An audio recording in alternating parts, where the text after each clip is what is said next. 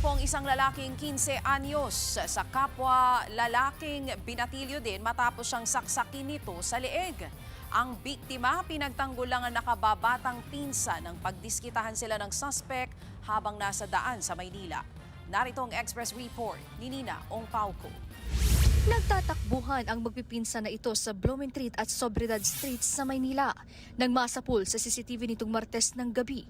Ilang saglit pa, huminto ang isa sa kanila na kinilalang si John Kenneth Docto. Hinarang niya ang humahabol sa kanila na 16 anyos na binatilyo.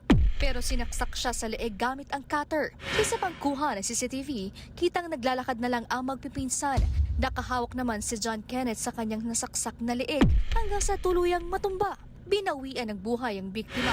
Sa inisyal na investigasyon, napagdiskitahan lang daw ng sospek ang magpipinsan. Nauna na raw tinutukan ng sospek ng patalim ang nakababatang pinsan ng biktima kaya ipinagtanggol niya ito.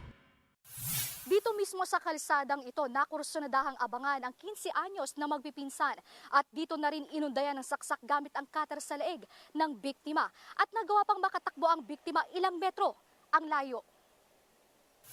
Labis naman ang pagdadalamhati ng ina ng biktima sa pagkamatay ng panganay niyang anak. Nananawagan siyang panagutin ang menor de edad na sospek.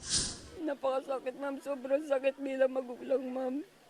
Mawawalan ako ng isang anak. Yung panganay ko pa. Kasi ma'am, may pangarap yung anak ko na yan sa mga kapatid niya sa akin. Gusto ko mangyari, ma'am. Magdusa rin siya. Mabilanggo siya ng habang buhay. Magdusa siya sa bilangguan. Kasi ma'am, kami, habang buhay namin dadalhin to eh. Habang buhay ako magdudusa dahil wala na yung anak ko. Hindi ko na maibabalik yung anak ko, ma'am. Tapos Humihingi rin ng tulong pinansyal ang ina ng biktima para sa kanyang anak. Sa follow-up operation, nahuli na ang 16 anyos na sangkot sa insidente. Lumabas na yung kanyang evaluation ng DSWD at nalaman doon na he acted with discernment. Ibig sabihin, alam niya yung ginagawa niya. At sasampahan ito ng kaukulang reklamo sa tanggapan ng Taguig para sa kasong murder by stabbing at grave threat dahil yung kasama rin nung ating biktima na pinsan niya na isang grade 8 student, tinutukan niya rin nung bladed weapon. Nasa pangangalaga na ng DSWD ang menor de edad.